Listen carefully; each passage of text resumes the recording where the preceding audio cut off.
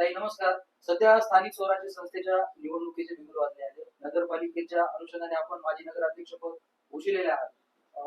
यानंतर आपण निवडणूक लढवण्याची इच्छा आहे का?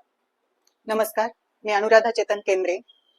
सर्वप्रथम आपण सर्वजण अज्ञानाकडून ज्ञानाकडे नेणाऱ्या अंधकारातून प्रकाशाकडे वाटचाल करणाऱ्या दिव्यांची आरास सजवलेल्या दीपोत्सव सर्वजण आपण साजरे करत आहोत. त्या निमित्ताने मी आपणा सर्वांना सर्वप्रथम दिवाळीच्या हार्दिक शुभेच्छा देते.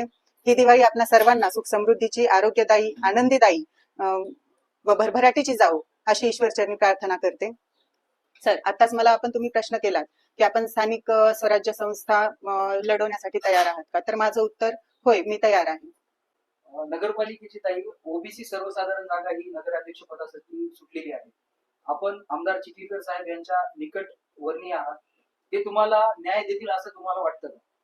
अर्थातच कंधार नगर परिषदेचं जे नगराध्यक्ष पद आहे तर यावेळी ओबीसी सर्वसाधारणसाठी ते सुटलेलं आहे आणि त्या दृष्टिकोनातून पाहिलं तर मी ओबीसी प्रवर्गातीलच आहे आणि माझा इथून मागचा कामाचा जो माझं कार्य आहे ते कार्य पाहता, माझा जो अनुभव आहे तो पाहता आणि माझी पात्रता, मग ती शैक्षणिक असली, व्यावसायिक असली, सामाजिक क्षेत्रातलं माझं कार्य असो, राजकीय क्षेत्रातलं असो वा शैक्षणिक क्षेत्रातलं असो, सर्व बाबीनं मी एक प्रबळ उमेदवार आहे असं मला तरी वाटते. आणि साहेब या सर्वाची दखल घेण्याशिवाय ओबीसी प्रवर्गातून अनेक इच्छुक देखील आहेत. माननीय आमदार प्रतापराव पाटील चिखलीकर साहेब हे एक असं व्यक्तिमत्व आहे की त्यांनी कधीही जातीपातीचं राजकारण केलेलं नाही. आणि या बाबीतून जर विचार करायचा म्हटलं तर आम्ही सुरुवातीपासून साहेबांसोबत असणारे कार्यकर्ते आहोत, एकनिष्ठ राहिलेलो आहोत. तर या सर्व गोष्टींचा विचार करता साहेब आम्हाला नगराध्यक्ष पदासाठी विचार करतील असं या ठिकाणी मी अपेक्षा व्यक्त करते. शेवटी माननीय आमदार प्रतापराव पाटील चिखलीकर साहेब आणि पक्षश्रेष्ठी जो कोणता निर्णय घेतील तो मला मान्य असेल. आपण आपल्या कार्यकाळामध्ये कंधार शहराच्या विकासासाठी कोणकोणती कामे केली? मी 2012 ते 16 या दरम्यान नगरपालिकेमध्ये कार्य केलेलं आहे. त्यामधील पहिले जे 2.5 वर्ष आहेत ती 2.5 वर्ष मी नगरसेविका म्हणून कार्यरत होते. तर नंतरची जी 2.5 वर्ष आहेत ते मी नगराध्यक्ष पदाचा पदभार सांभाळलेला आहे. त्या कालावधीमध्ये आम्ही आमच्या कार्यकाळामध्ये भरपूर अशी विकास कामं केलेली आहेत. त्यातील काही विकास कामांचा उल्लेख या ठिकाणी मी निश्चितच करू इच्छिते. त्यातील पहिलं जे आहे ते म्हणजे आपण लिंबोटी धरणावरून आपल्या कंधार शहराकडे पाणी पुरवठा करण्यासाठी एक पाईपलाईनची योजना आणलेली होती आणि ती योजना 24 कोटी रुपयांची योजना होती. आणि सुजल निर्मळ पाणी पुरवठा योजना या अंतर्गत झालेल्या या कामाचा कालावधी 2.5 वर्षाचा असताना देखील त्यावेळेसची आपली कंधारची पाण्याची अडचण लक्षात घेता माननीय आमदार प्रतापराव पाटील चिखलीकर साहेब यांच्या पुढाकारानं आपण ती योजना अवघ्या 1.25 वर्षामध्ये पूर्ण केलेली आहे. दुसरं काम म्हटलं तर आपल्या कंधार शहरामध्ये एक सार्वजनिक शौचालयाचा प्रश्न त्यावेळी खूप म्हणजे प्रकर्षाने जाणवत होता. कारण कंधार हे तालुक्याचं ठिकाण आहे आणि इथे दर सोमवारी आठवडी बाजार भरतो आणि यावेळी बाहेर गावावरून बरेचसे आपले बंधू भगिनी इथं आपला शेतीतील माल विक्री करण्यासाठी येत असतो. तर अशा वेळेला त्यांना सार्वजनिक शौचालयाची कुठं सोय होत नसल्यामुळे त्यांची तारंबळ उडत असे. विशेष करून महिलांसाठी तर खूपच अवघड बाब आहे ही. आणि त्या अनुषंगाने मग आपण आपल्या कंधार शहरामध्ये कुठेतरी एखादं सार्वजनिक शौचालय असावं यासाठी आपण शासकीय दवाखाना कंधार येथील जागा घेऊन तिथे आपण सार्वजनिक शौचालयाचं बांधकाम देखील केलेलं आहे. त्याचा वापर आज आपण केवळ बाहेरून आलेलेच नाही तर आपण कंधारवासीय, सर्व व्यापारी, आजूबाजूचे परिसरातील सर्व नागरिक त्याचा उपयोग करत आहेत. शिवाय आणखी एक काम म्हणजे आपण आपल्या कंधार नगरपालिके अंतर्गत एक उद्यान एक तयार केलेलं आहे. त्याचं नाव आता सध्याला शांतीदूत गोविंदराव पाटील चिखलीकर उद्यान या नावानं ते ओळखलं जातं आणि अतिशय असं भव्य आणि दिव्य खूप सुंदर असं ते उद्यान तयार झालेलं आहे. आणखी महत्वाचा प्रश्न म्हणजे आपल्याला त्यावेळी एक प्रॉपर अशी भाजी मंडई आपल्या शहरामध्ये नव्हती. तर ती भाजी मंडई ज्या म्हणजे अहिल्यादेवी होळकर या नावाने आपण तिला ओळखतो, तर ती भाजी मंडई देखील आपल्याच कार्यकाळामध्ये झालेली आहे.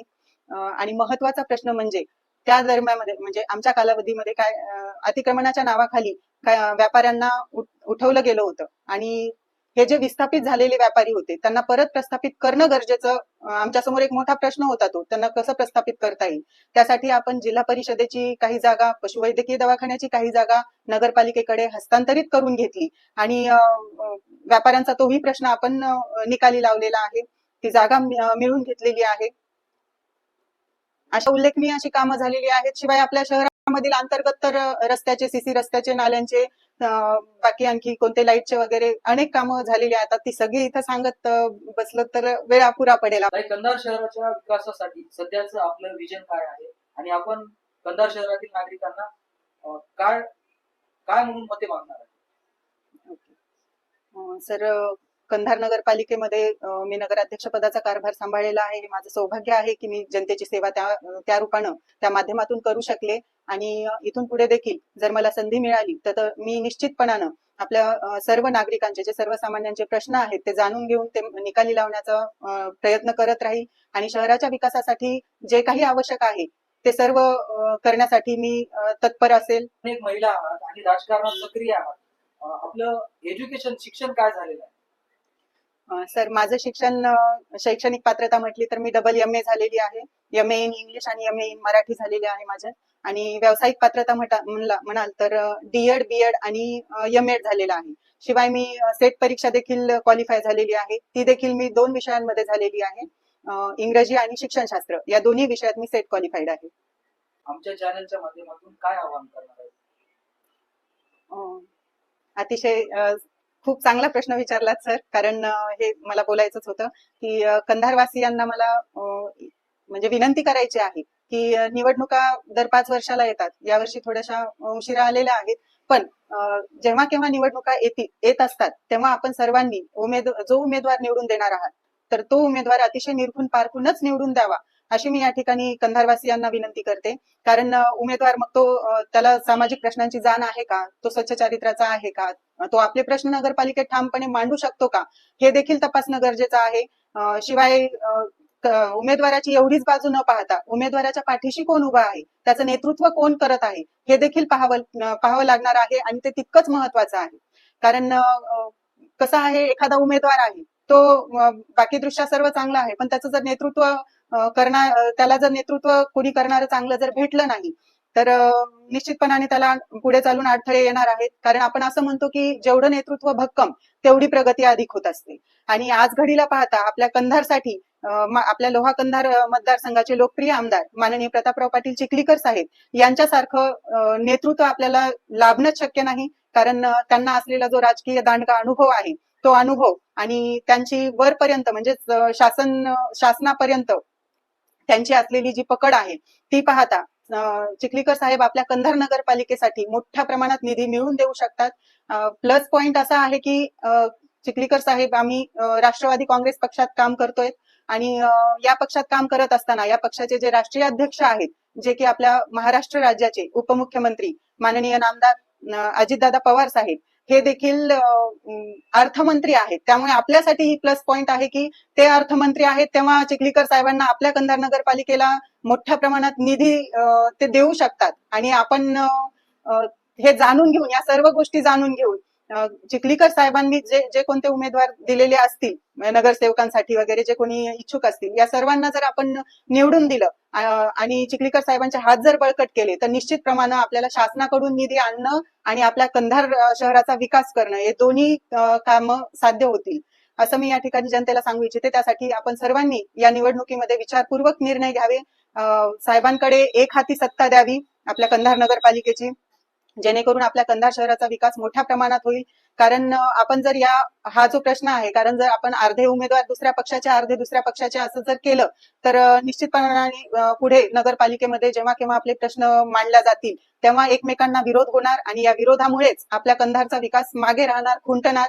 आणि हे होऊ नये म्हणून आपण चिखलीकर साहेबांनी जे कोणते उमेदवार नगरसेवक पदासाठी देखील दिलेले आहेत ते सर्व आपण निवडून देऊन साहेबांचे हात बळकट करून साहेबांकडे एक हाती सत्ता जर दिली तर आपल्या कंधार शहराचा चेहरा मोहरा बदलल्याशिवाय राहणार नाही. एवढं या ठिकाणी मी सांगू इच्छिते.